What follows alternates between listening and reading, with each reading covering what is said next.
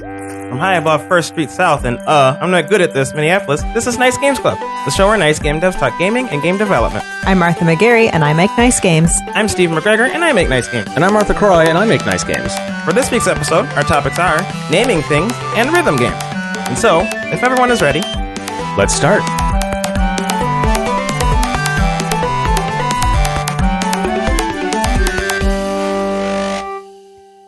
So tired.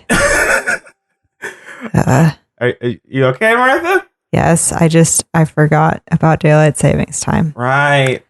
And which is when we're recording. And I stayed up watching Voyager episodes last night and was like, I'm just staying up till 2, it's fine. And then I was like, oh, no, I stayed up till 3.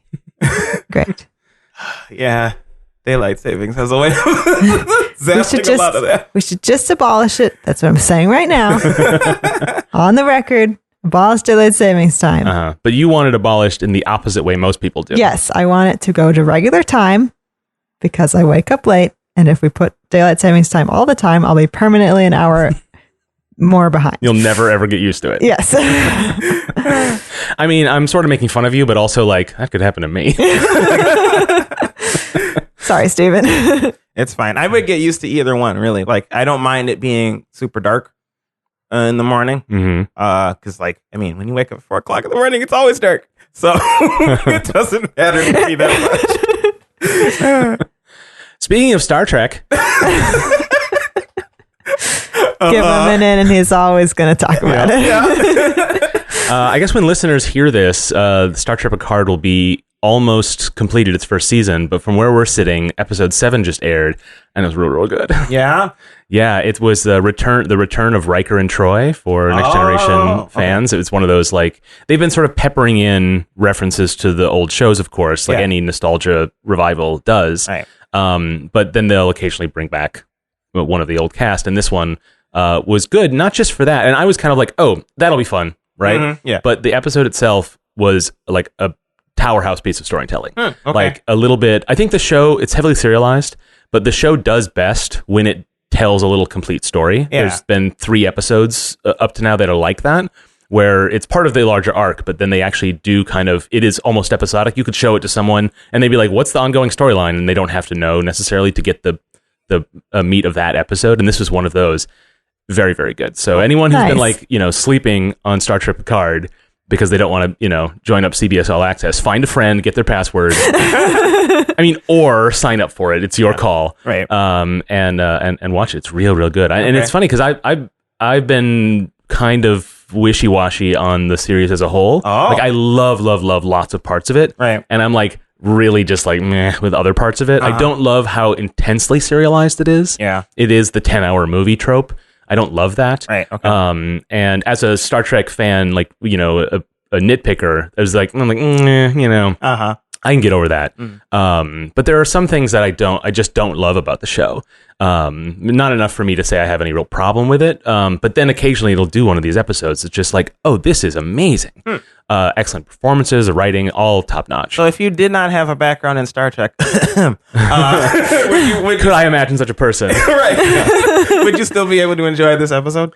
Yes, I think so. Okay. I think it does help knowing some of the history of the characters because one of the things I love about it is that it's a revival. It's a 20 years later revival, right? Yeah. So what's happened a lot in television is you'll just pick up these characters and like nothing will have changed because the viewers want the old show, right? Yeah. The thing that Picard does really well is it not only is not at all the old show, is that all the characters and circumstances have changed so much that all the actors, I think, imagine are probably very excited to like do new things. Yeah. But then also the writers as well. And then you get little hints of what happened in the last 20 years. Yeah. Sometimes very explicitly you find out, and other times just little teeny hints.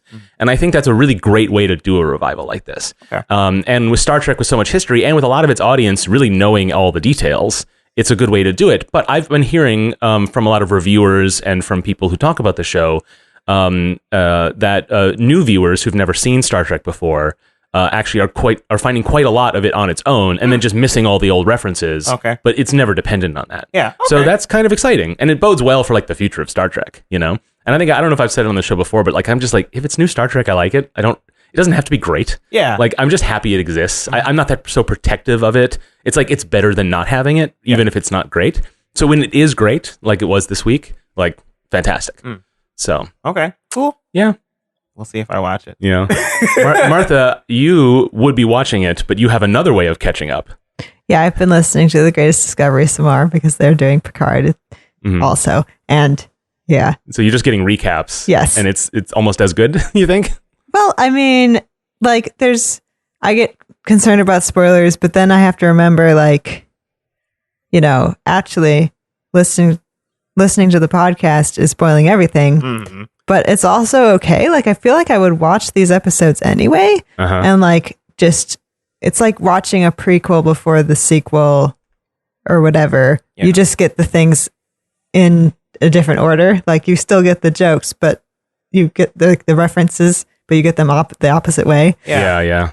There's definitely some things that are better the second time you watch it, and so which basically means that spoilers don't matter. Yeah. Right. And so in your case, the first time you watch it, it's almost like the second time you watch it, but you get to watch it for the first time. Yeah. So maybe it's best of both worlds. I don't know. Yeah, I don't know. Well, it's an experiment. I think I should watch it. And you stayed up really late watching Voyager, and you had already seen all of that. So I mean, yes, and it's great every time. Yeah. And I will say, I don't know how much you hear about this in the recap podcast, but this show is lousy with Voyager references. Like, it's got so many of them because on the writing staff is Kristen Beyer, who wrote a lot of the Voyager novels, and she's also one of the co-creators of the show.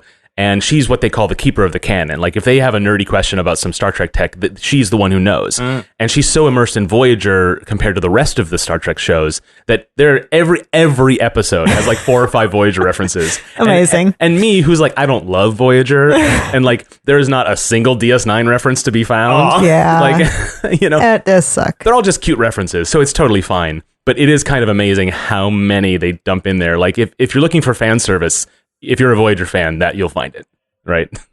Well, that's good. Yeah. Anyway. Do we have anything else to talk about, or are we done? We have more to talk about, Mark. I mean, fine. Have you ever just decided to spend $200 on a controller before? I've spent that much, but I got multiple controllers. Oh, so it's just me. Okay. I bought the Xbox Elite Pro Series 2 controller thing. Nice. At least one of those words is not in that name. Probably. But it sounds correct. Yeah, I don't know. I paid $200 for it. I don't need to know the name. You can call it whatever you want. You paid for the privilege. Exactly. I like it. It's just, I mean, I don't know. I like the Xbox One controller enough, but like, I'm not a huge fan of the stick. I think that oversells how much you like that controller, because you don't like that controller. I don't dislike it. Oh, okay. It's literally just the stick. Oh, man, it's okay.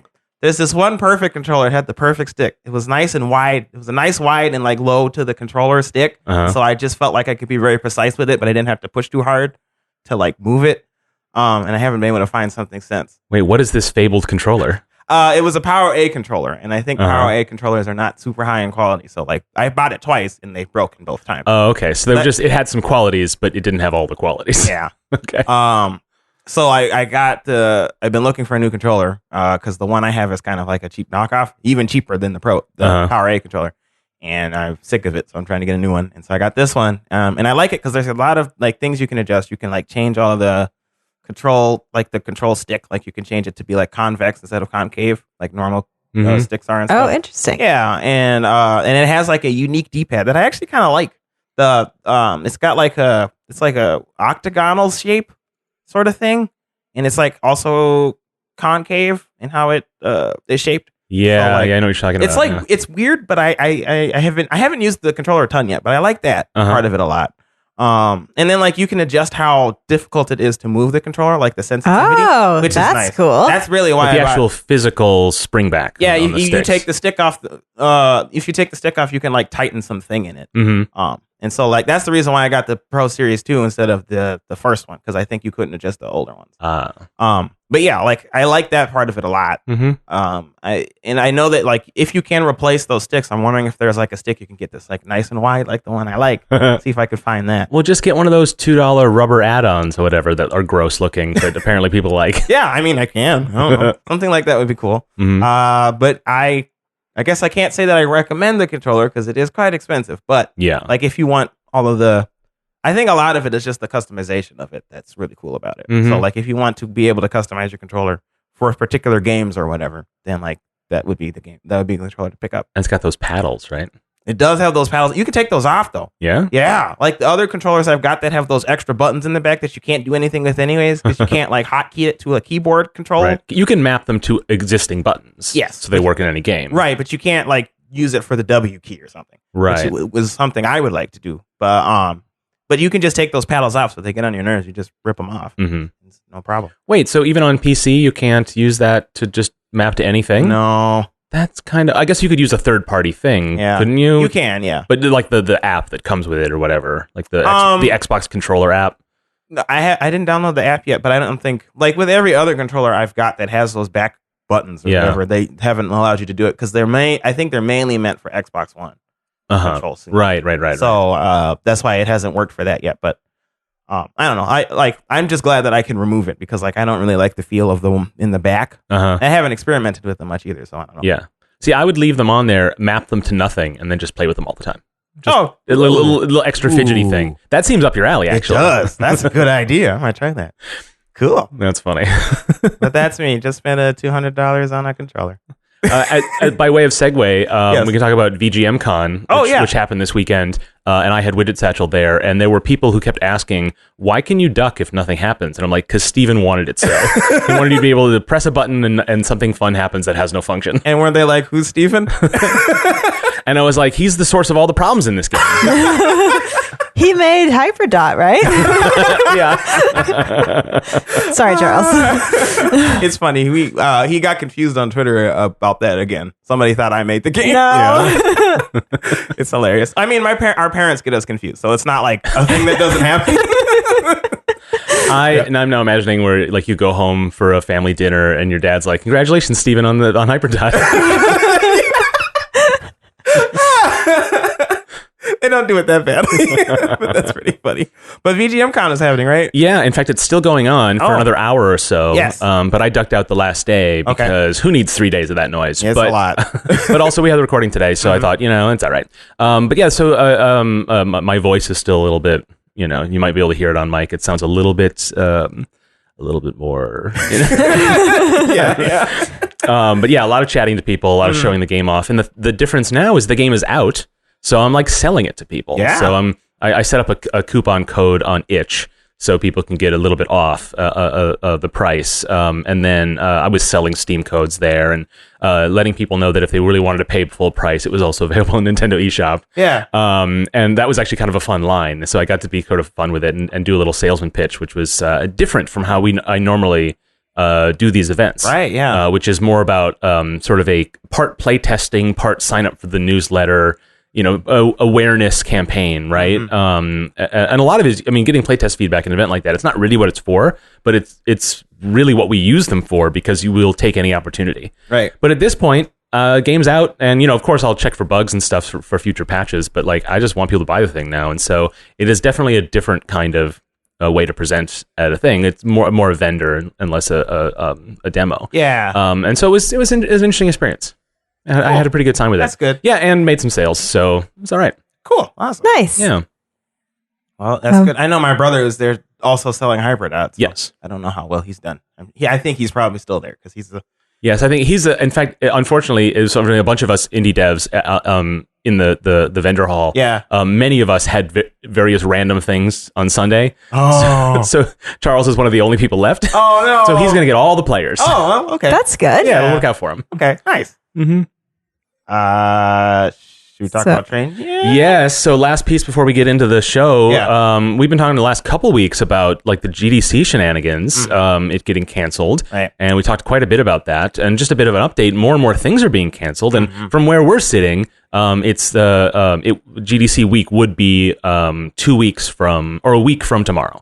Okay. I was supposed to be heading to Chicago on Wednesday. Yeah. In the next couple days to take Train Jam, which Martha, you did a couple of years ago, and listeners can go back and hear interviews that Martha did on the train. It's one of our coolest episodes. Yeah, I like GDC that episode. special. And But Train Jam got canceled, and I'm so sorry, Mark. I was so excited to go to the GDC that wasn't, and there are still things happening, and I talked about it in the previous episode about what is still happening for people who have unrefundable travel plans. But in my case, I no longer have a flight I have no way to get to San Francisco. Right. So if I wanted to participate, I would actually have to buy a plane ticket. Oh, did they literally take your train ticket too? Yeah, because the way Train Jam works is you don't buy a train ticket. You buy a ticket to the event Train Jam. Oh. And then and they book the train. And they book the entire train. Oh, so they canceled that. So they canceled that. Oh, no. And so now the train is just a normal train. Yeah. And now those tickets are now available on Amtrak. So if I wanted to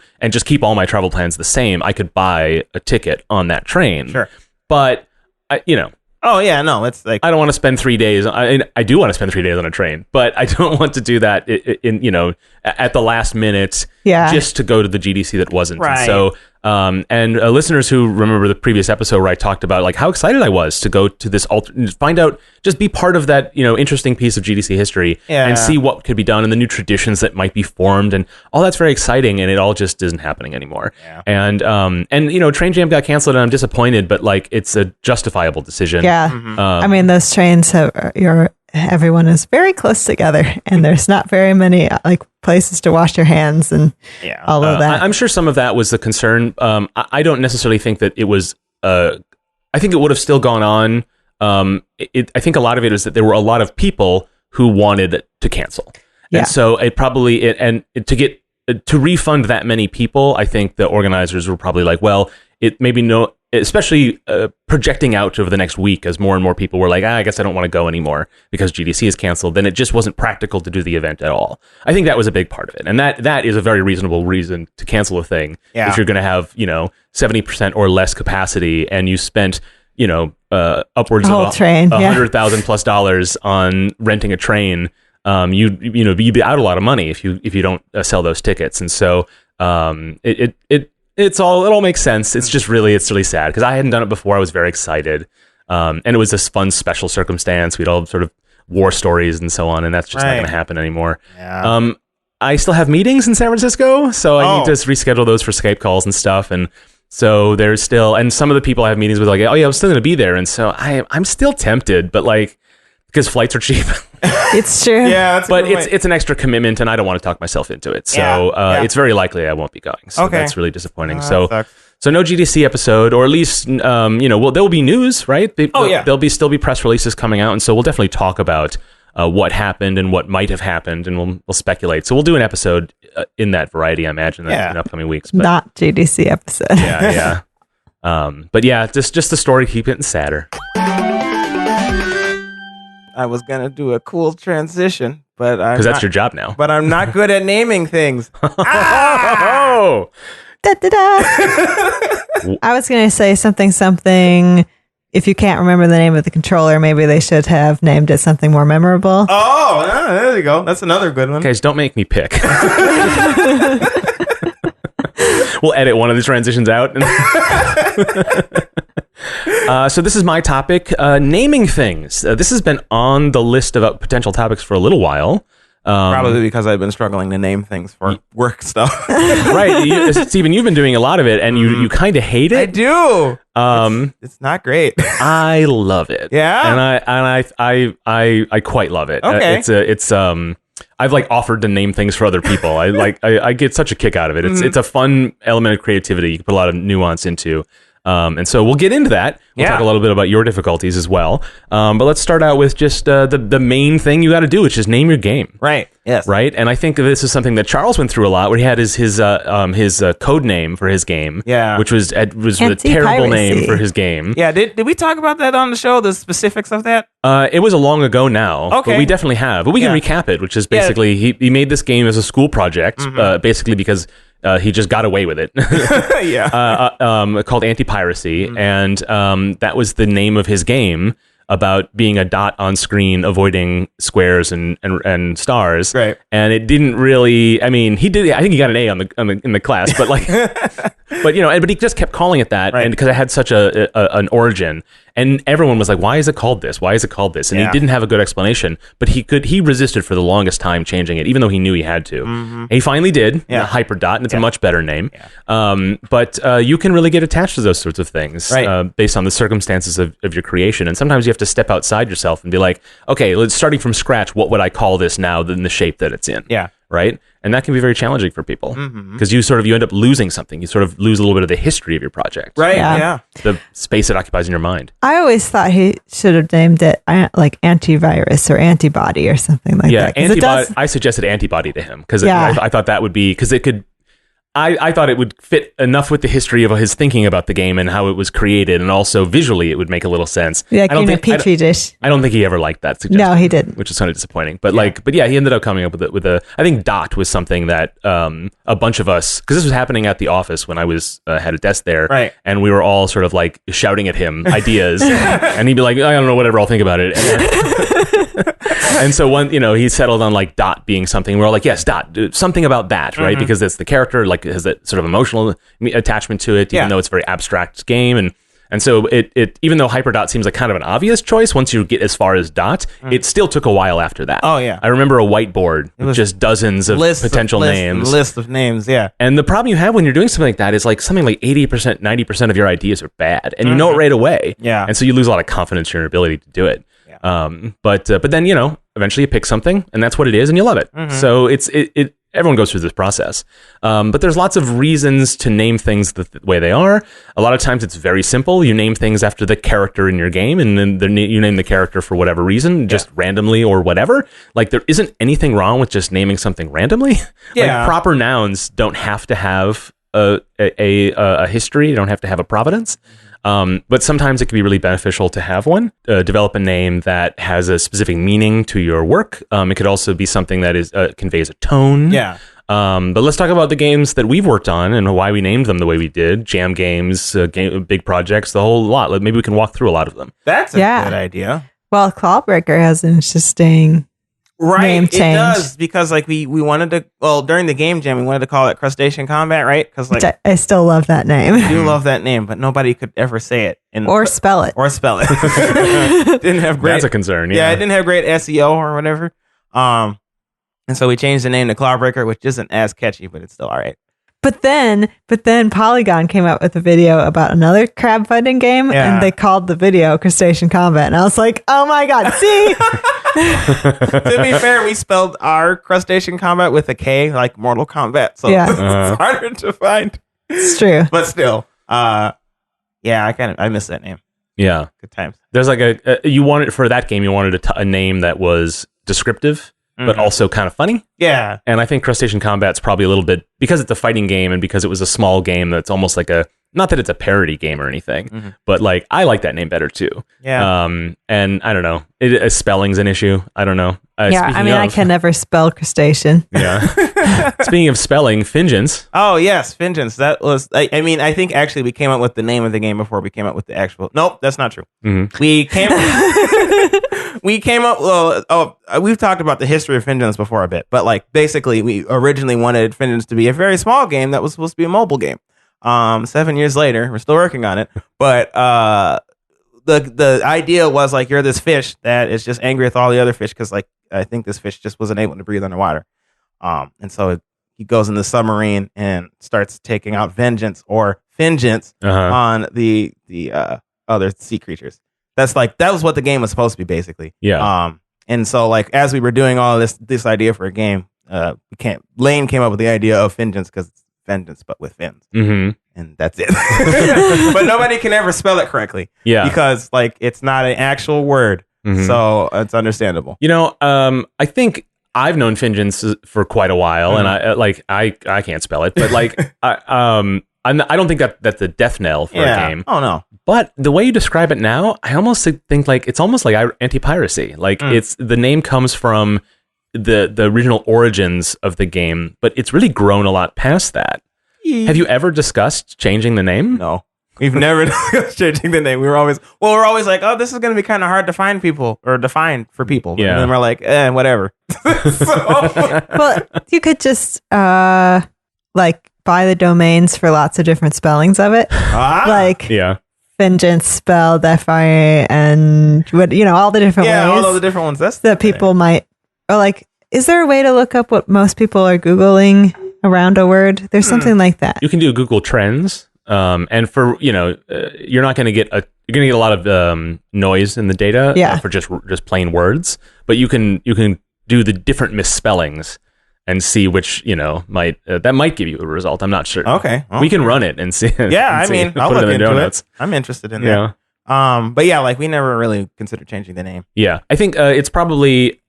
I will be honest. I don't think it's a great name. Okay, but it's. I like it. I mean, but in terms of what the game is, but it's not as bad as anti-piracy was to describe what Hyperdot is, right? Yeah. It still is. No one's going to be like, that's a bad name, right? I think people might say there could be a better name, but you guys have enough on your plate. Yeah, we're not. Right? We're not really interested in changing the name at this point. Yeah, and that's actually a really good point. Is that sometimes a name like I don't know, like think of a game like Bloodborne. Oh yeah, it's kind of a terrible name. It's so generic. It doesn't really, or like all of the military shooters that are just like blah blah blah of war or whatever. Like like it's like they don't necessarily need a better Tom name. Clancy's Wild Boys, something like that, right?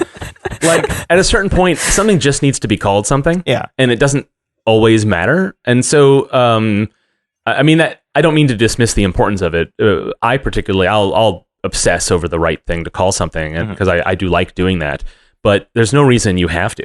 Yeah, like as long as it doesn't have a pile of fatal flaws. Yeah, I think you're okay. Well, I think when you're naming your game, it's important to at least portray what the game is, or like be ironic about it in some way. Yeah, then it'll be fine. Like, I mean, if you call it like what's it that one golf game that you really liked? I can't remember. What the golf? Yeah, the golf. That's it's clearly about golf, but it's not actually golf. Right. So like people are like, oh, that's funny. Well, that's a name that's perfect for that. Yeah. It says what the tone is. It describes a little bit of what you're in for. It's really quite good. Yeah. Even though like it was like what the golf. You're like, oh, like what the hell, or what the expletive here or whatever. It's like golf doesn't really rhyme with any of those, so it's not even a really good pun. Yeah.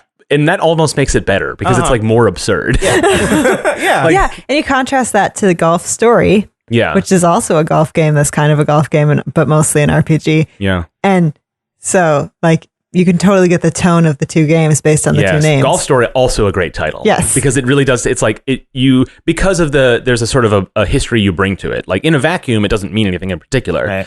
It could be just a biography package on the Golf Channel, but like, but that sounds like an RPG. Yeah. Right? Yeah. And so golf being the operative adjective, like, okay, I get what this is.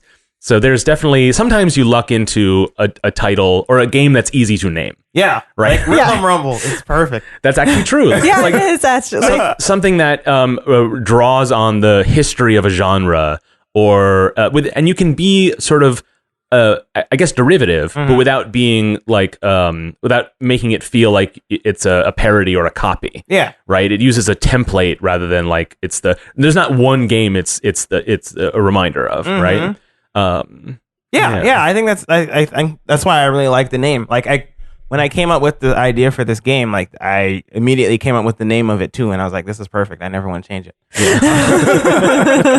So it's just difficult when it comes to like the things inside the game that I have. I think I have an easier time naming the game than I do naming stuff inside the game. Yeah. Just because like there's a lot of things you can consider, like, because this also it's less important, but it can also be just as important in some ways. Yeah. I don't know. Depends on things. Like, you can also be more abstract with the title because it's meant to represent an entire thing. Yeah. Like a game like, there's a game like Assassin's Creed is about, there's a thing called the Assassin's Creed. Right. So that's pretty bog standard. But then another Ubisoft game, Watch Dogs. Yeah. Right. That evokes a surveillance state kind of thing, which is what that game is about. Right. But there's nothing, as far as I know, in the game called the Watch Dogs or anything, like that. Mm-hmm. Someone may make a reference to that phrase, but you know Ding. what I mean? What?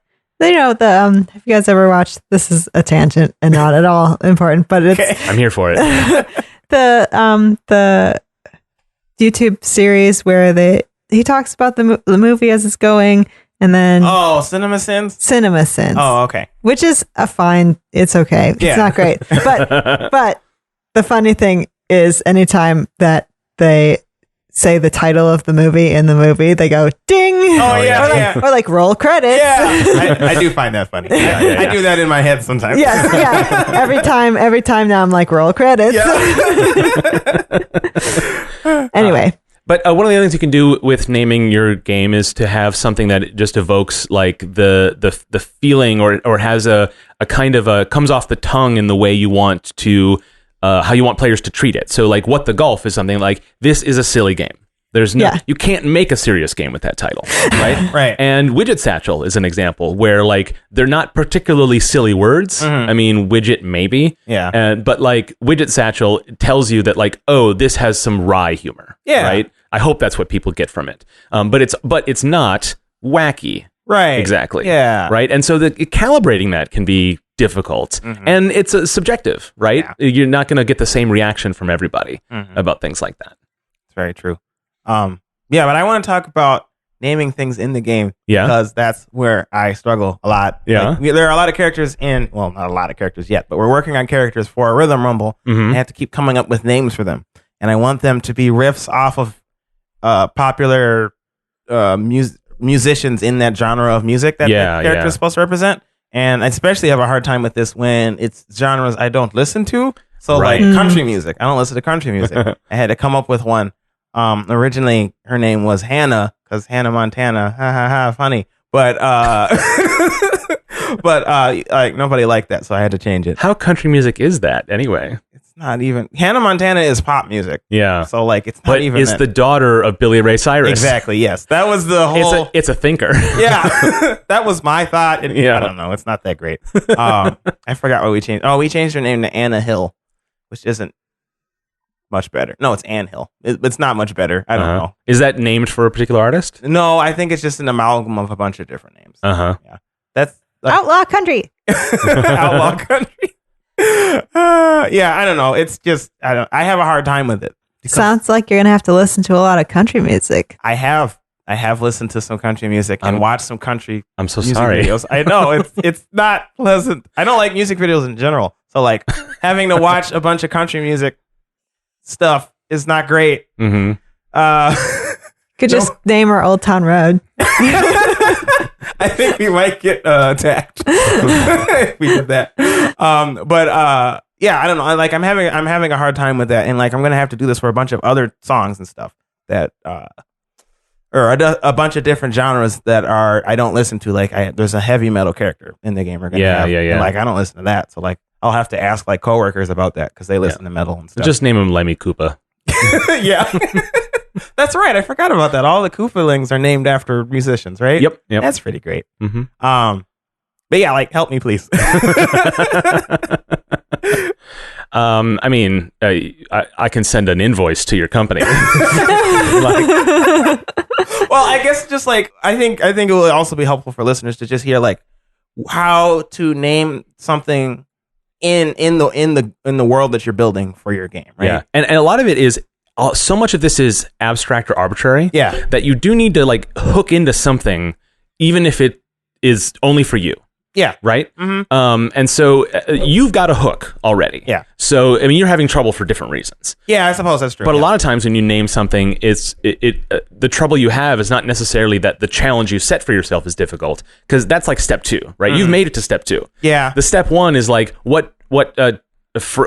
criteria am I going to use to name this thing? Right.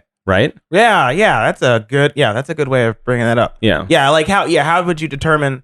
Like with Fingens, for example, all of the names of characters are puns on things. Like there's a Gil and a Finn and a Bubbles. It's not those are easy because like you've got a hook. Yeah, you just look up sea terms and boom. But yeah, that's a good point. Like the reason I'm having a difficult time naming things is because I'm not super experienced with the genres of music that I'm thinking of or that I need to come up with a name for. But I have already just like decided the hook that Mark was describing. Yeah. So that works. Okay. But how do you come up with that hook?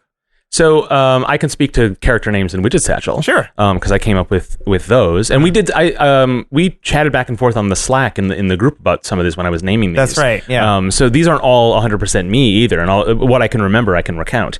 But our captain Donna Key is named because the power up associated with Donna is the key card. Yeah. Right. So like we had the puns, right? Yeah. So all in Widget Satchel, the 5 doohickeys you get are 4 of them are named for the human crew, and they were named kind of at the same time. Yeah. So one wasn't named for the other; they were kind of come up with together. And so we had we'll have the first one was Jeff's Boots. Yeah. Which was a joke on. This was before we had any character names. This was back during the jam. It was a pun on jet boots. Yeah. Because originally they were double jump boots, right? And so they were just Jeff's Boots, JEF, not 2 Fs, right? Yeah. And so that's how you would maybe identify the pun or whatever. And this is an interesting point too, which is just having something to hang your idea on. Is that they're not jet boots anymore. Yeah. They're not double jump, right? They allow you to jump on bots. And so they're not, the pun doesn't really work anymore. But instead of being a pun on its functionality, that actually inspired me then, it's going to be because we talked about, we'll have a character named Jeff. Yeah. Right, as a result. Or like an unseen Jeff who made these boots. Yeah. We later then determined that it would be a character in the game. But then from there was like, all the human characters will have names that a doohickey will then be a pun about. Right, so it'll be about the person and not about... So you could look at that and you could say, like, that's not a jet boot at all, but that's not what it is anymore. And even if it was, it's fine. Like, it's just something you need to hang it on. And so then that became the inspiration for a lot of these things. And so I'm not exactly sure what the order of any of this was, but we definitely were not coming up with mechanics because we had the name already. Right. We didn't limit ourselves that way. Yeah. But once we had the Jeff's Boots, we then had the Donna or the keys card, right, which is kind of a double pun, right? Because it is a key, it's a key card, but the object is just called a card. It's just keys card, right? So that's a fun one. And so then that just became Donna Key, and Donna is a great name. I think that Donna is a great name for a boss because it seems like someone who is just like who super knows what they're doing, but it's also like kind of fun, right? That's what the name Donna says to me. I don't know what it says to you, but that's what it says to me. Yeah. But also when we play Star Trek role playing, my wife Dale, who is the captain of the crew, her character's name is Donna. That's right. So it's tied up a little bit of how much fun my wife is. Like how competent and fun and she is, right? But also Donna Noble from Doctor Who. So like it's take inspiration, right? Use things that you like. Like there's nothing wrong with that. Okay, so then we had Maggie's net, which is a magnet, right? I like that. And so what I like about that is that you can net something with the magnet. And so it's a hair bit of a thinker. Yeah. But I like that. So, okay, so we have Maggie. So that's great. So we need a full name for this character now. So what are we going to do for that? So I was thinking like, it'd be great if Maggie's last name was some kind of joke about magnetism, right? And so I came up with a big list of things. I thought like, these are all the possible names. And then we ended up going one that Sarah suggested, which was Facconi, which sounds Italian, but is not. It's actually it's Feconi. Right, yeah. And those are the 3 magnetic metals, right? Or That's 3 right. of them, right? Yeah. And it's absolutely brilliant. It was so fantastic. So we used that. And so now Maggie's Italian, right? Because it sounds Italian. And so Maggie is now short for Magnolia, right? Yeah. And so it's Magnolia Forte Facconi. That's her name. That's and great. So you need little hooks to find your way all the way to the end of the name. You don't just have a big list of names. Like I don't say you need to justify, but you should find motivations for coming up with these things. Yeah. And so we had Auntie's grav plate, which is, anti-grav, right? Yeah. And so the character's name was Auntie. And so we're like, okay, well, that's great. And so I decided that this would be what would be the full name of Auntie? I'm like, I don't know, Antonella. That seems fun, right? So it's something you just make things up. And then Jeff's Boots, we needed a full name for Jeff. And so it was going to be, so I just found a fun spelling of Jeffrey. Yeah. And then also, we got to find it here. The full name is Jeffrey Saltar Ferson, and it's Spanish, and it includes words for jumping. Oh, nice. I didn't know that. Right? It took me forever to understand that you named it Jeff person, Yes. and that's Jefferson. It took me like a year to pick up on that one. I'm not very quick on the uptake. So that was a fun pun because Jeff only has the one F. So Jefferson is the full correctly spelled Jefferson. Yeah. Right. And that's just there to find. It's just fun. But then his middle name is Spanish for jump. Yeah. So we just got to you find little ways to make it work. And this is they're pun names, right? They're funny. So this isn't going to work in another game. Yeah. Right. But in the case of Widget Satchel is fun but not wacky. And so all of these are a little buried, right? And that's the idea. And so when you then, I've got a great name for this. Now I need the name for this. So once you've done it once, then you now have an established set of rules for yourself. And I think that's really, really important because just like we talk about with game design, you have no shortage of good ideas. Yeah. Right? Yep. Like even if it's tough to come up with them, like you're going to have hundreds of good ideas, but you have to start deciding what not to do. Yes. And the sooner you decide that, the easier you'll having confidence in the things you stick with. Okay. And so that can be kind of tricky. But I think that's the way you do it. Yeah. Right? Okay. And it is important you have fun with it. Like you can hear from my voice how it was really fun to do this. Even though a tiny percentage of people are going to get the whole picture. Right. Yeah. But that's why I think I very much discourage people from not caring about these things. Like if a character has a name, you should care about it. Yeah. If you don't care about it, then do you have to give that character a name? Right? I mean, I can't imagine having a character without a name all the time, but like, do you know what I'm saying? Like, if you're going to do it, you should do it. Yeah. I think. And then that's the challenge you have is that, you've had your rules, you know the importance, and then it's actually just the challenge of doing it. Yeah. Right? That's where I'm at. It's because the rules you've set for yourself are kind of tricky. Yeah, that's what it is. That's the difficulty I'm having. Actually, that framing it in that way is helpful. Because I think I've been probably unfairly blaming it on just naming things in general, and I think it's just I decided that this is going to be hard for me. Long ago, and I'm just now dealing with that. Yeah, the more you treat it like solving a puzzle, the maybe I'm not sure the easier time you'll have. Yeah. But the more satisfaction you'll have from solving it. Yeah, that's true. Right. And it's not just character names; it's like props and in case of Widget Satchel, starships and stuff like that. You named the station in Widget Satchel. That's right. I named Wakuta. Station Wakuta after a street in St. Paul. Yeah, I pass by that street all the time, and every time I see it, I'm like, oh, that's a cool name. Yeah, and honestly, I was on the Slack, I'm like, hey, I have no ideas for the name of this station. It's not going to appear often, but I want a really good one that implies a history. Yeah. And then you said, how about this? And I'm like, great. And then you can just grab things, right? When your rules fail you can just grab randomly, and then you see, does this fit in my rules, in my world? And if it doesn't, well, now it is either I'll reject it, or it now is a little nuance on the world. Yeah. Right? So in that case, naming it after a place, because that's the name of that street has its own history, which I looked into. Now, all the other starships that appear in the background information on the characters, that is now a rule for those. That a lot of them are named after places. So there's also Outpost Cosmo or Outpost Como. Oh yeah, is the name of another station and Como is a street here in Minneapolis. And so that's one way of naming. And so I've decided that the expedition has a couple of ways to name their outposts and ships and stuff. So their outposts and ships and stations are named after places, and a lot of their starships are named after more generic phrases. So like ship classes, there's the River Ship class, or there's a ship called the September. And so like you just find little like you imply a larger world. Okay. I think that's kind of important. And so if you have 4 things to name 3 of them by one set of rules and 1 of them by another set of rules, because that tells the player that you have this complicated setup. Yeah. Okay. Right. So you sort of like you imagine, and this comes a lot from like sci-fi fandom, right? Like people who like read a lot of Wikipedias or, for their favorite TV shows and stuff will appreciate this, where you'll see like we only have 2 names of this type of thing, but like in the ancillary material, we've extrapolated even further. Yeah. So if you can build a world that allows for that extrapolation, right? Yeah. That can be really exciting, and it also gets you your players approach it, and your world doesn't feel small. Right? Because that's always the hardest thing is when you see something and you can tell just by how things are put together that represents the entire universe of it. But you want to imply a larger world, right? If you want to imply a larger world, you might not always want to. Yeah. Right? Yeah. I like that. I like all of that. Cool. Well, that's what I need to do. I just need to approach naming things better. I feel like you're really good at naming things too, Martha. Oh, thank you. Well, I mean, grammar crime. That's just perfect.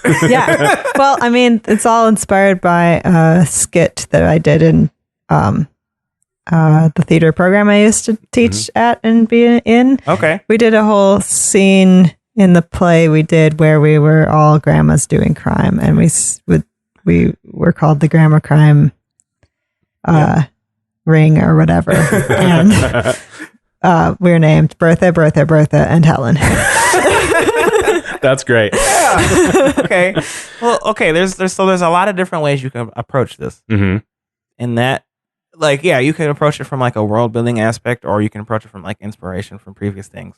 Yeah. Or just purely comedy. Or purely comedy, yeah. And that's the thing. It's like, there's no one way to do it, but you need to decide the way you're going to do it. Yeah. Right? It's like, reminds me of Spy Fox. All the characters in Spy Fox are puns off of things in James Bond movies. Oh, so nice. you're like, the person who's giving you missions and stuff is Monkey Penny. And she's a monkey. Yeah. And then Professor Quack is the person who gives you all the gadgets and stuff. And he's a duck. Yeah. And stuff like that. Yeah. That's pretty good. Okay. Well, cool. So lots of different ways you can do it. Yeah. Yeah. So once you've got, all your things, right, put together, you should audit them occasionally. Yeah. Right? Because just like with a game title, you'll fall in love with it. And then it won't fit anymore, right? For whatever reason. And you sort of needs to be a little bit cruel with yourself. And the key, I think, is when you have your set of rules that you fall in love with that, then you become a little less precious about each individual part. Yeah. Right? Because you can replace it with something else that follows the rules better. And then you'll be happier with it immediately. Yeah. In a way. So it's like your workflow to this is important as much as it is, the actual things you come up with. Okay. Right? Yeah. And then you got to localize it all. So woe is you who put puns all over the place. Yeah. Which we had some trouble with in Witch's Satchel. And we've talked about it on the show before when we talked about localization. Right. But just the short version is none of those puns made sense anymore. Yeah. That's, oh, Lord. Because here's the thing, is once we had the character names, because the character names are related to the doohickey names, and the puns are, like in the case of Maggie's Net, that actually is a little bit complicated. Yeah. Right? And so we decided that the names would not be translated. So in the case, and when you do something in English, you have a bit of an advantage in that English travels a little better in terms when you're trying to do things like that. But we decided that if a pun got lost because the doohickey name needed to be translated, but the character name couldn't, then that was okay. And so, and you need to decide for yourself, like, are you going to, so this is a case of like what the Harry Potter books, Tom Riddle is an anagram or something, right? Yeah. You've read those books? I only vaguely know this anecdote. Okay. But there are anagram characters that you don't realize are the case until 3 books later or something like that. And so every time they were localized, those character names had to be changed so that the translation of the anagram would also work. Oh. And it actually ended up giving some fans a clue early on that, like, this character's name's changed, but this wasn't. Yeah. And so why must that be the case? There must be a reason it needed to. And so some people solved the mystery a little earlier. Oh, okay. And these are the consequences, right? Because when you play with language, there is no perfect translation. Right. So you need to decide what is okay to lose. In the case of that, it's like, I love this name. This name has a lot of different origins and meanings. It also happens to be a pun or an anagram. Well, when it's time to translate it, you're like, well, one of those things has got to go. Right? If you can manage to bring it all with you, that's great. But then the tendrils will spread out because everything that needs to change will then require 2 more things to change or whatever. So you kind of need to be really, really aware of like which is more important to you. Yeah. Right? Yeah. Because especially when it comes with character names, you're like, well, my game is going to be released all over the world or in a couple different languages or whatever. And like, but I want people on the internet to be able to talk to each other about this, even if they don't speak the same language or they didn't play the game in the same language, right? So if I have the character names different, and this is definitely true of games, early NES games, where a lot of things changed when it came over to the West. Right. Yeah. As those people got older, they suddenly didn't have a shared nostalgia in a way. Yeah. So think about that too. Maybe that matters a little bit more to you than preserving the joke. And sometimes the joke is really important, and preserving that is enough to lose the other thing. Right? Yeah. Okay, that's a good way of putting it. And one of the things that I had to do is I had to tell the localizers, I had to say, this is what I meant by this. This is why it's important to me. I would like you to try to use your creativity to do something similar. And I'm not going to be able to audit the success of that. Right. And so I needed to explain what I wanted out of it. And then I needed to trust that that person was going to be able to provide something that did the same thing. Yeah. And so that communication with the people you're working with is important to get those things. And then other times I'm like, this is so important to me that I am happy to not translate it so that the English version of that joke or whatever will travel or it won't be gotten. Or I'm willing to lose it entirely rather than try to have somebody else try to achieve the same thing. Sure. And so knowing when to do one method and when to do the other is really, really tricky, right? Yeah. But when you you're like me and you care enough about naming things, Yeah, and you like love that challenge, when you do find something that works, it is really rewarding. But again, a lot of it is just you do have to let things go, and you have to trust in the people you're working with to either understand what you want from it and also provide that, or say that maybe they won't get it entirely, and maybe we'll lose a little bit of that, but maybe that's okay, right? Yeah. It can be tricky. It can. Right? But the thing you don't want to do is just, I named all these things, I checked off a list, it's fine, I'm done. Yeah. Like, you should care about it, right? Yeah, there should be some attention put to it for sure. Yeah. I agree. Yeah. Just name things good. Name things good. Name things good. That's the summary.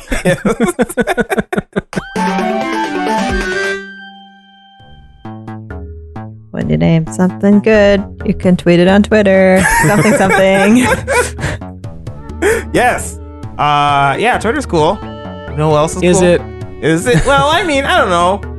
Jury's still out on that. Yeah. But Okay, Twitter. there are some pretty cool things on Twitter. Yes. Like Nice Games Club, where Dale posts a bunch of cool stuff. I like reading our Twitter just because it's always got good things that I didn't know before, like hadn't seen. So I like following our own Twitter because of that. And how could we live in a world where the three of us follow our own Twitter account and see things we didn't know? How is that even possible, Stephen? Because Dale tweets all of these things.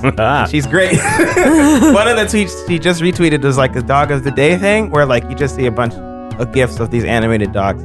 And like, I don't like animals, but like I like these animals.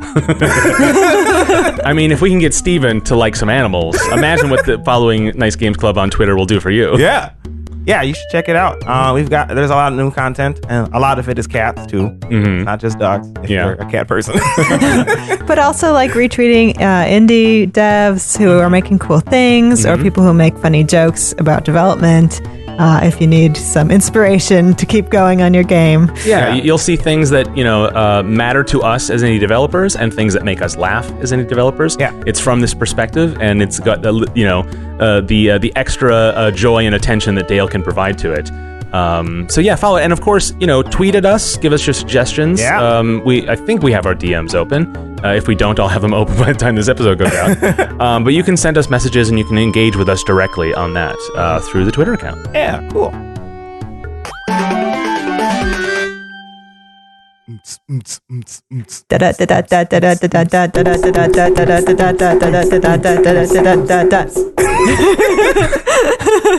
I'm glad y'all followed along. That was awkward. All right. And now we're on my topic, rhythm games. Ooh. Yeah. We had to check if we had done this before. I know, because Steven's making a rhythm game. So why haven't we talked about this yet? I feel like maybe I feel like we did, but I looked and we didn't. So if we did, I'm sorry. We're going to talk about it again. Yeah. We're coming around back to the chorus here. Yep. So I've been thinking about rhythm games a lot because someday, when I get around to making games, I'd love to make a game that's based around Irish music because I really love it, and I would love to be able to share it with people who aren't into Irish music or don't play an instrument but do play video games, and so it would be a good way to bridge the two like communities I'm a part of somehow, and I think it would be really cool. But like making a rhythm game is kind of hard. Like it seems kind of hard actually when you start thinking about it. It's difficult. Yeah. But I've never complained about it on the show. No, there's a lot of like I think the most difficult part really is just trying to make sure that your song or the song and how you're interacting with the song is good with the rhythm of the song. And so like I've been struggling with that currently. Like I'm trying to get things to happen on a beat, and sometimes it like goes off tempo and stuff.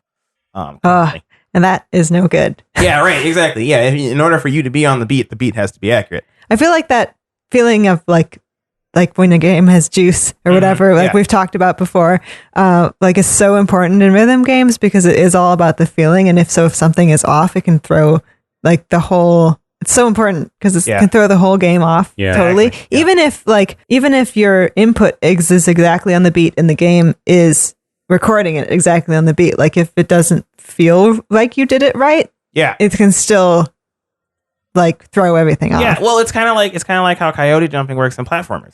Like you need like a little bit. You give people a little bit of leeway because like if they feel like they hit the jump and the game doesn't tell them they hit the jump, then they can't trust the game anymore. Yeah. It's one of those things in Guitar Hero. You hear that when you miss something, like that level of feedback is important too. Yes. Right. Yeah. All of that kind of stuff is important. Yeah. Yes. Yeah. Or like making a different noise if you miss something or cool things happen on screen when you are getting it right. Yeah. Like getting into that groove there's a game on Switch that I play that's like a taiko drumming simulator. Oh, nice. Just super fun. And you can play it with motion controls, but it's like super laggy if you're playing on docked mode. Oh, sure. So I usually just play with the buttons, but it's so fun when you start getting it right because like all these animations start happening on the screen and like all these little characters are dancing and being like, yeah, you're doing it. That's cool. Yeah. So I think that's important. Mm-hmm. Well, yeah, for sure. I think that's important. Like, and especially I think a lot of rhythm games have like a scale on how well you hit things on the beat or on the note or whatever. So like they'll say missed or good or great or perfect, you know. And I think that's valuable to have too, because like if you hit it perfectly, then you're like, oh man, I'm so good at music. You know? Exactly. One thing that I find, so when in my music lessons, we talk a lot about like how being on the beat sometimes is not exactly what you want to be doing in certain genres of music. Yeah. Or like even within Irish music itself, there are like certain tune types that you want to be playing ahead of the beat or where you want to be playing behind the beat slightly. Oh, wow. To make the feeling feel like the groove feel correct. And like that was one thing I don't know, how would you do that in a game? Like teach people how to not, I guess you just have to move the detection back slightly or something. You need to have some kind of almost animation as like the note gets, if I'm just imagining a Guitar Hero style game, as the note gets closer, almost like when you in a platformer game you use a whip to like grab onto a ledge or something. I almost imagine something like that, sort of like you're not quite there yet, but you're close enough to play the note. Or some kind of like visual indicator to kind of teach you, like you're reaching out to get it. Yeah. Then it gets real taut when it's the right time, and it gets a little more loose when you get closer to the beat, and maybe it's the wrong time now, or something. I don't know, but how could you do that on the level of finesse you would need to explain that concept? Yeah, exactly. Yeah, how would you show it? Like, especially if you need to be ahead of the beat, right? Or wait, no, behind the beat. If you be ahead of the beat, you can show something, because if you're in a lot of rhythm games you're like on a track going across, and then things are coming at you for different buttons that you push or different notes on the Guitar Hero controller thing that you're playing, different buttons for that, and so if you have to hit it before the dot comes to the line, then that's easier because you can show like a shadow dot or something, or do a reaching out to get it or something. Yeah. But if it's behind it, then I guess you'd have to move the line that is right. Now you have the beat no longer is at the bottom of the screen; it's now in the middle of the screen. Yeah. But then now you can't see as far ahead of you, and so like there's all the consequences of building a structure like that. And so you need to have lots of visual. Yeah. You need to have new UX paradigms. To accommodate for the changes you need to make. Yeah. Right. Well, what if you incentivize it some too? Like maybe like if you're on the beat and stuff, you get a good every time. But like if you do something with this instrument that you want to be behind the beat or ahead of the beat, then like you'll get a great or perfect or something. Or like they'll give you extra points. I'm just reminded style point. Yeah. I'm reminded of Parappa the Rapper. I don't know if anybody here has played that game, but like you could just do. It's a rhythm game where you're like you're this 2D dog, paper dog or whatever, and he raps. Makes sense. But the way that like that works is you could just do the rhythm that they're saying. You could just literally just follow along with the rap that he's supposed to say, or you can improvise, and the game incentivizes improvisation by like if you do it in a rhythmic and cool way, then the game will give you extra points, and then like you can get a like fancier version of like the game, I guess. Mm-hmm. How do I describe it? Like the way you were describing, like if you do things perfectly, like all of these characters pop up and stuff. Mm-hmm. Like if you rap in a way that is like improving and stuff, then you like you get into like a new scene where like it's just you rapping and like everything is following along with you instead of like the master who is like telling you to do it this way. They kind of like go away. Mm-hmm. Oh, cool. So like you could do something sort of like that, maybe not to that extreme, but like I don't know, that might help with that kind of thing. Yeah. Like, and if you're making like a jazz game, like so much of jazz is based on improv, man, beat breaks. I've so wanted to make a jazz game for the longest time, and I haven't figured out a good way to do it. Mm-hmm. I could just do a rhythm game, but like it's not the same. Well, existing rhythm games that have like improv sections, or where you can just press whatever. Mm-hmm. Certainly, if you're playing, the players who play for score, will use those opportunities to just press all the buttons as fast as they can. Yeah, exactly. And so there has not been a good solution for that in terms of emulating the feeling of improving music. And I guess Parappa the Rapper did it, but I don't remember it being great. So so like I don't know. The way I was thinking of approaching like a jazz game is like you do something it's not literally a rhythm game. Like I don't know, you're just interacting with things in the world, and then like sounds come out from your interactions or movements or whatever. I haven't like figured all that out yet, but like I really want to do something like that. It would be so cool. I could definitely see like a third person platformer game where you're just controlling a character. Yeah. And the way they move generates noise. Yeah. And so then taking the non-straight path to the destination will give you a better results. Yeah. It sounds cooler. Yeah. Something like that. I was thinking of the like feeling of jazz. I was thinking of a platformer, something that's kind of like that too, or like maybe it's Sonic-esque in that like there are different levels, and like the top level is the hardest one, but it's like faster or something. Yeah. But it wouldn't be faster, but it'd be like more notes. I don't know. On the ground floor is like smooth jazz. Yeah. You don't want to go there. No. You'll do everything you can to get past that. Yeah, but that would be something that would be really cool. I don't know. Yeah, but like I don't know. Rhythm games are neat. I like my favorite. I think my favorite rhythm game was DJ Hero. I think I like that game mainly because I like the music in it.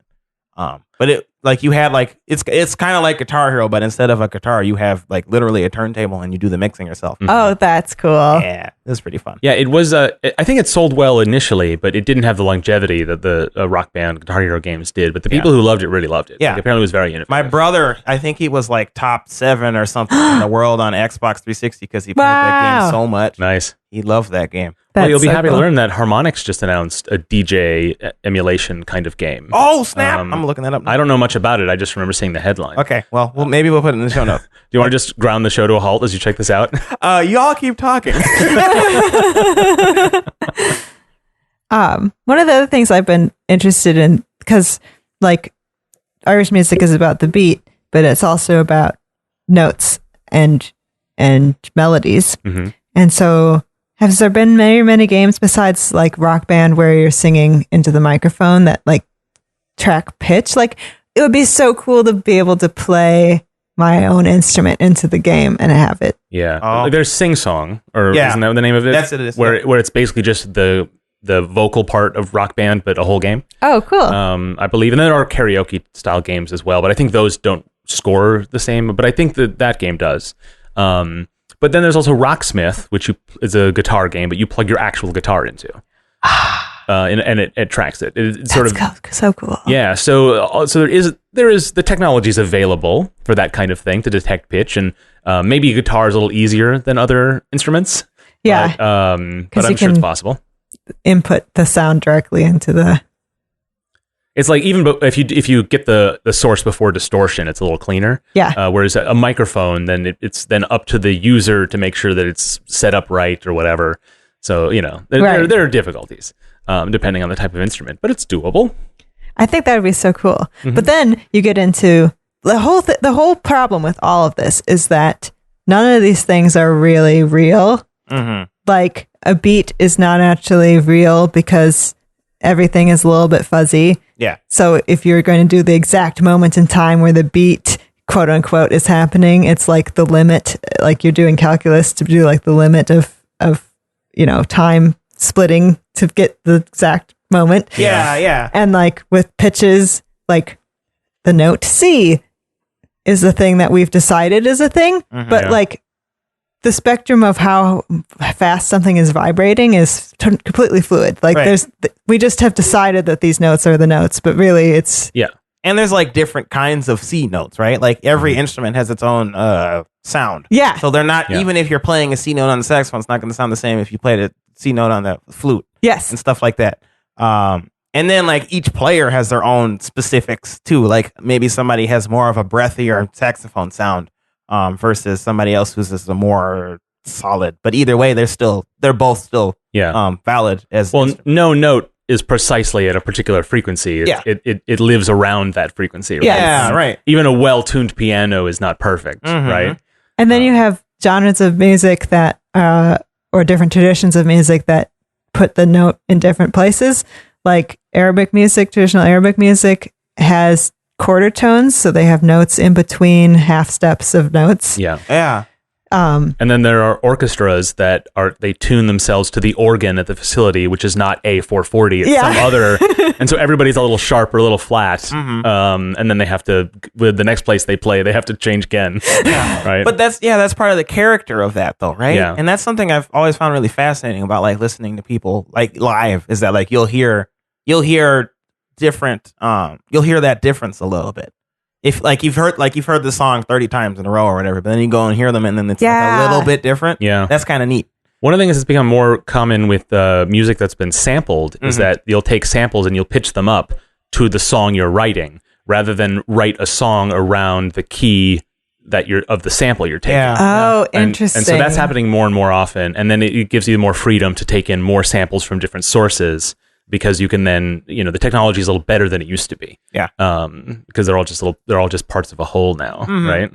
Yeah, that's cool. But how do you express any of that in a video game? Yeah. Because most rhythm games are rhythm games, right? Like Guitar Hero Rock Band and some of the like the karaoke style games, they will judge a performance or near a performance in the case of Guitar Hero. Yeah. But like are you making something that is just purely a simulator, or are you make something that is about the feeling?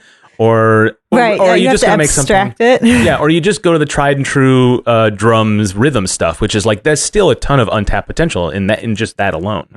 It's true. It's all about having to turn something that is analog into something that is digital, and there's something lost in that translation. So you have to figure out another workaround in a way to make it be the idea of what you want people to get out of it.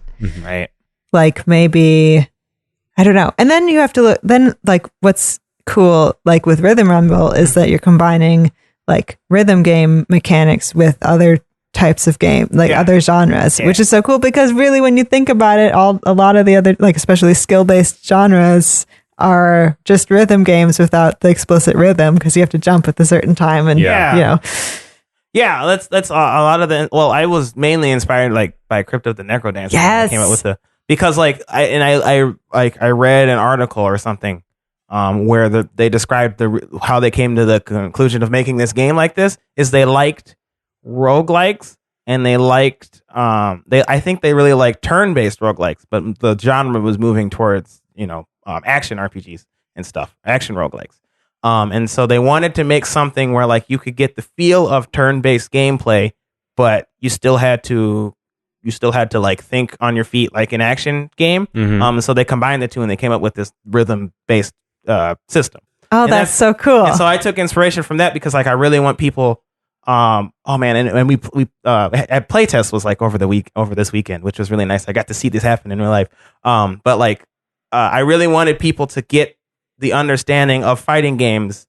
But I think that a lot of fighting games are really fast paced and hard for people to wrap around. So they'll just mash buttons and stuff and like things happen and it's cool. And that's not a bad thing. But like, and it works. And it all works, right? That's like the hardest reason. That's I think the biggest barrier for people to learning fighting games is that not knowing how to do it also works. Yeah, well, yeah, and like for a little bit of time, like you'll be better than somebody who kind of knows what they're doing if you're just mashing buttons. Yeah. Because like if they don't know enough to deal with whatever you're mashing with. And so I came up with this idea because like I wanted people to think on the beat. And so, like, instead of mashing buttons, they had to think about all the actions they were doing each beat. Because if you just mash buttons, you'll get punished. Like, you can still do it, but it's not nearly as effective as it would be in like Street Fighter. And so, like, while you're doing that, and you have to slow down your pace of gameplay. You start thinking about each action you're doing on each beat because you need to compete with your opponent who is also doing actions on the beat. And so, like, I saw that happen at playtests and stuff. Like people were picking up on that, and it felt really good. Oh, that's so cool! Yay! My game design was vindicated. You know, well, that's a big deal because the last time you had it at playtest, you were having trouble communicating it to players, right? Yeah, I think so. What changed? We put like a tutorial in, and I put a lot of effort into making it clear when you're on beat. And I made it less sensitive. I think it's still hard because like the beat detection is still off, but there's a lot of other things that give you feedback, like the 4 pulses and stuff. There's a lot of other things, that you can look at. And I kind of like during playtest, I told people just pay attention to the floor or whatever instead of like trying to get people to do it on beat because it wasn't working right. Yeah. But like all of that stuff, I think helped, and I think especially the tutorial in the beginning. All I did is like there's this one frame that tells you all the controls, and then there's another frame that allows players to like try to be on the beat or follow the floor music or the floor beats. And so like they'll practice with that and they'll be like, oh, okay, I kind of get it now. Or they won't get it and they're like, let's just try it anyways. Yeah. And then they eventually like pick up on it as they play. So that all basically I think worked. The tutorial I think is the main thing that really helped with it. So yeah, I think that like, I think there's a lot of potential with rhythm games to basically turn-based games, which I think a lot of the industry is moving away from this turn-based games and like bring them into a more action-based setting. There's a bunch of like things that could work for that. I mean, ultimately, those combine those things, and you just get real time tactics. Yeah, basically, right? Yeah. But like, it's still slow enough where you can think about your actions. Right. Yeah, or at least it can be. I guess if you get a BPM that's too fast, then it's basically then it doesn't matter. But like know, it that can help with it. It can also give you the feeling of being like really skilled when we might not be able to compete at the highest level in a game that it's not constrained that way. Like I think that's what you've been saying before, but it makes sounds like it would make it more accessible to people who want the feeling of that but don't want to spend 80 billion hours trying to become that good. Yeah, like one day they can feel what it feels like to be the grandmaster of Smash. Yeah. Well, yeah, and like the Rhythm Rumble rewards you for being on beat. So like even if you're not good at fighting games or the ideas and concepts around fighting games, you can still be good at rhythm games and have an advantage over somebody who's good at fighting games but doesn't have any rhythm. That balance, I think, is going to be something that I'm sure you need to calibrate, and then you need to decide which matters more to you. Yeah, because you want this game to teach people to do fighting games. Yeah. But if it rewards people who are good at rhythm games, then I'll be good at it, and I'll never learn how to play fighting games. Right. And that's not what you want. Exactly. Right. I think I'm leaning more towards fighting games than rhythm games, but I still want people to feel advantageous if they have a good rhythm. So, but you're right. It's going to be a difficult balance to strike. Yeah. Well, yeah, and you have to decide what to let go of at a certain point. Like, if you want it to be really about, ultimately, you want high-level players to be the types of people who bring fighting game skills. Yeah. Then the rhythm component becomes an extra challenge upon it, and that's a good thing. Yeah. But if you want it to be something where the rhythm experience is the track up the skill ladder, then maybe you have to sacrifice some of the teaching people fighting game mechanics stuff, right? Yep. It's it's I'm really enjoying working on the design of this game because like there's a lot of that tuning, the little fine tuning that nobody Which else is your will feel. favorite thing, right? It is. I love it. Just turning all the knobs. Yep. Just changing the number from 0.1 to 0.15. Beautiful. Yeah. What rhythm games do y'all really enjoy playing? I'm curious. I really love Rock Band. Yeah. Yeah. I played it a lot. I've talked on the show before about how I did the Rock Band Network thing where I would submit tracks to it. And that was a really fun little business I ran. But in order to do that, I needed to do this. It was all based on mutual playtesting. Mm-hmm. So we didn't submit to Harmonix. Everybody in the community played each other's tracks. And then after a certain threshold of approval, it was actually a fairly cumbersome system ultimately. Mm-hmm. But in order to participate in that, I did weekly events where I had a bunch of my friends over and we called it we had a funny name for it. I forget what it was.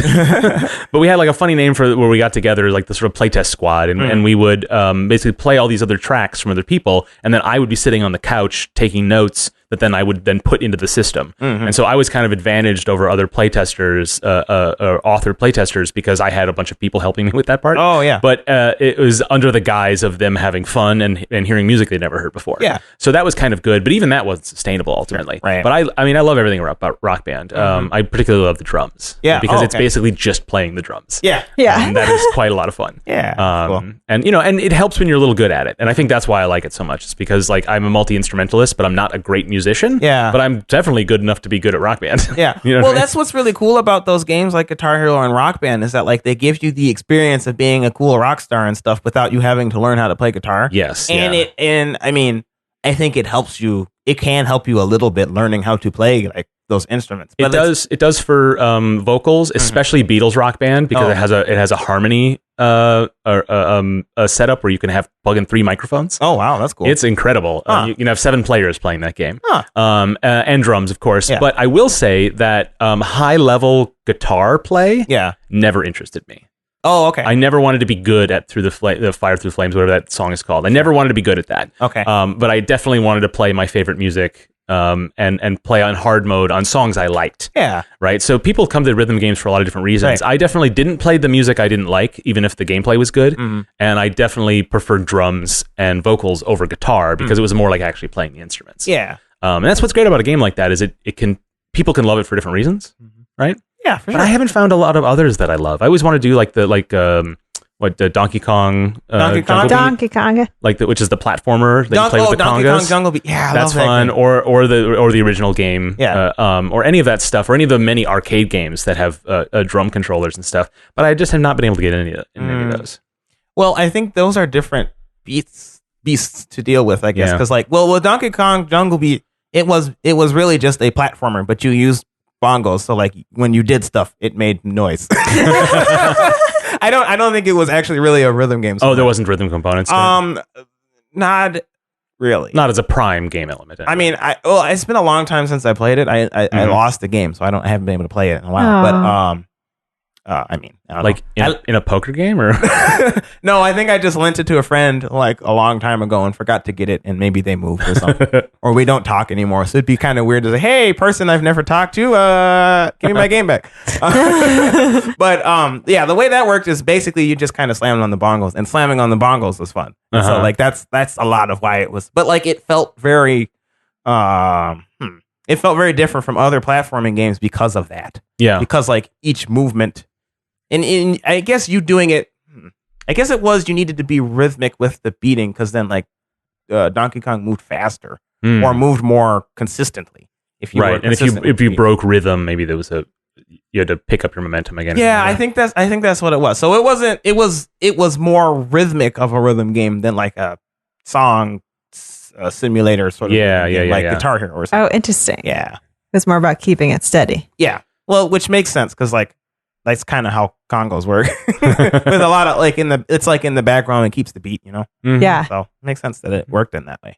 That's so cool. Martha, what rhythm games are you into? I like Crypto the Necrodancer. Mm-hmm. Yeah. I haven't gotten a chance to play Cadence of Hyrule yet, but I really want to. Mm-hmm. And I like this game called Audio Surf, where it let you put your own, put music tracks from your computer into the game, and then which you can do with Crypt of the Necrodancer too, actually.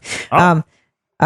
But then the audio surf will generate a track based on the music that you put in, and then you get to go along this track to your favorite music, and it's really fun. And that's the way I've been able to side load Irish music game in.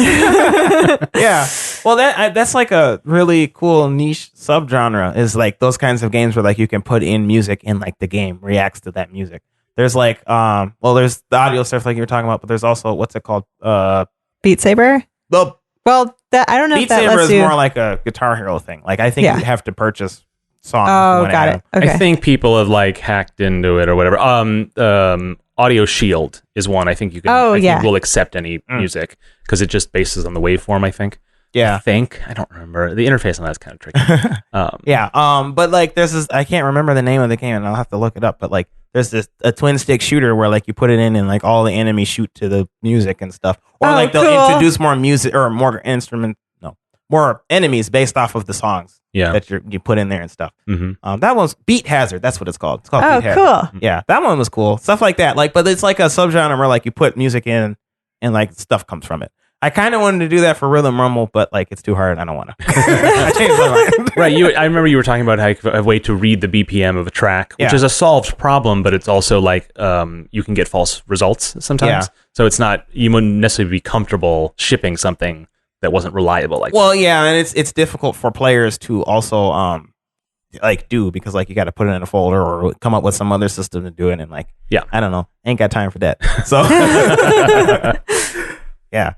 But that is definitely something that a certain type of that genre has fans who will go out of their way to customize various versions. There are versions of Guitar Hero which are just like, it's a whole separate app and it will take the tracks from Guitar Hero, but also ones that are made separately. And there's no background. It's just the note chart, no juice, just very simple because they're very obsessed with the mechanics. Yeah. And so you have lots of different like hacked versions of games or alternate versions or homebrew versions of rhythm games for people to continue that when it's no longer officially supported in the marketplace. Yeah. So when you say like that's not the customer you're after, right? No. I mean, I don't know. It would be cool if people did that, but we're also kind of talking about like not releasing this on Steam because Steam hasn't been super prolific for us for Treasure Stack. So I don't know. We've been talking about maybe just doing it on Switch. Yeah. But like I know that there's that one rhythm game, I think it's called Osu, that like a lot of streamers will like. Oh yeah. Yeah, like a lot of streamers in between sessions of whatever game that they're streaming will like play that while they're waiting for stuff to load or whatever it is. It's just clicking. Yeah. On very inappropriate backgrounds. Yeah. And it's like it's like you have to move your mouse to the screen. I'm like moving my hand. Y'all can't see this. You move your mouse to the screen and then you click it and then you drag it based off of some trail that the music generates or something. And I don't really understand how the game works, but a lot of people like it. I think that like with those kinds of rhythm games, like they probably help you with your mouse mobility and stuff. So like it keeps you in the zone. Like it's like hand warmers, I guess, like when you're doing sports. Stuff like that. Yeah, like warming up for a match. Or whatever. Exactly. So it just keeps your fingers, limber. Yeah, limber. Yeah. So that's interesting that I hadn't really considered. Is that like, it can be like rhythm games can feel kind of routine in a way that is, good. Yeah. I guess that probably is how my brother felt after he got really good at DJ Hero. Is he just kind of did it for the routine, right? Until like you get into the zone. Yeah, exactly. Right? Yeah. Which is something that Rhythm Rumble is not exactly, because it's a 1v1, right?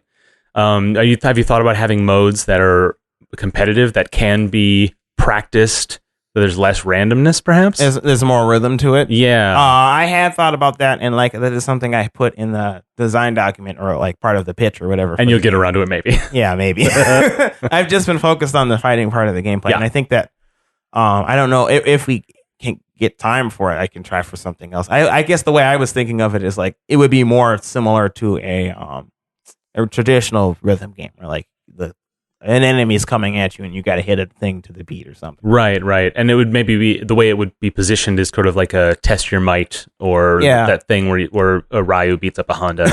Yeah. Like a little side experience. Right? Yep. Something like that. That's something I would like to do, but I don't know if I'll have the time to do it. Mm-hmm. But that would be cool. Mm-hmm. Some more rhythm in the Rhythm Rumble. Yeah.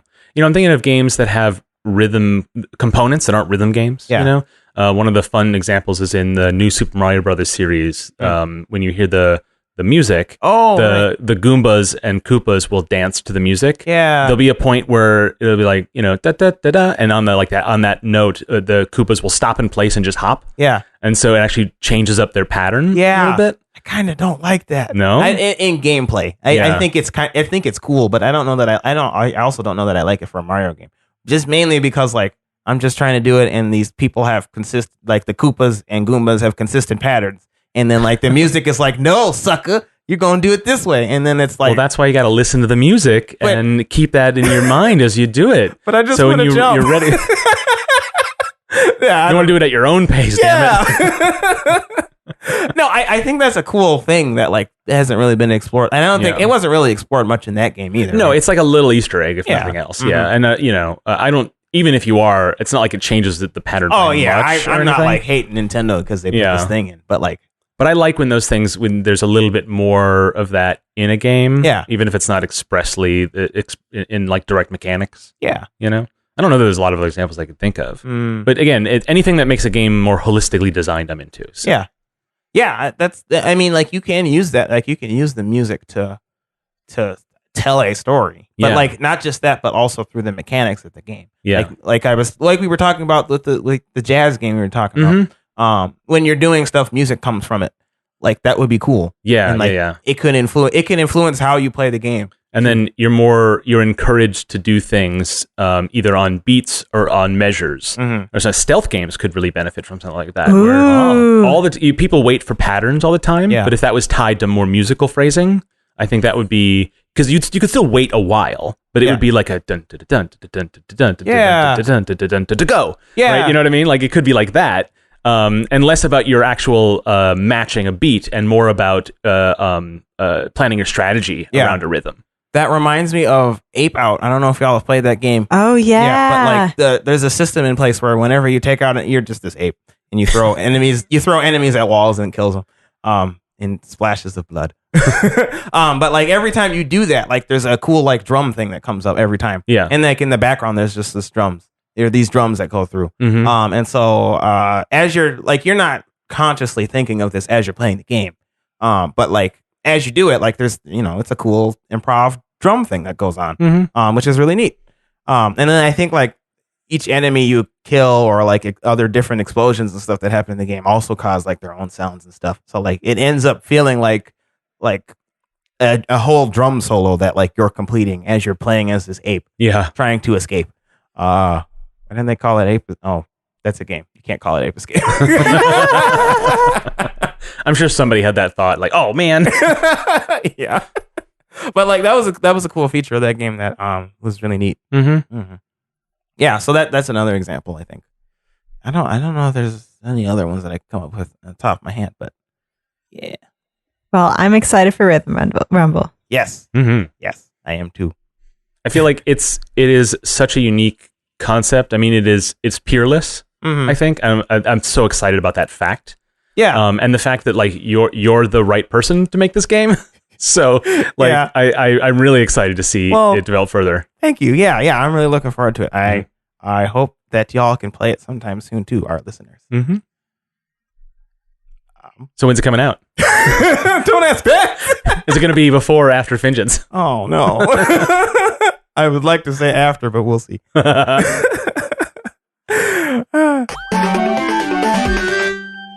That's our show. If you liked it, leave us a 5-star review on your favorite podcast app and tell all your friends too. If you are interested in any of the topics we talked about in this episode, make sure to check out our website, nicegames.club, for more show notes and links to resources. Like with playtesting our games, we are always looking for feedback on the podcast. You can go to nicegames.club/feedback to tell us what you think. Get in touch with us on Twitter at nicegamesclub, where Dale tweets game dev resources and pictures of cats, or by email at contact@nicegames.club. ask us your questions, or give us suggestions for topics. So until we start again, remember to play nice and make nice.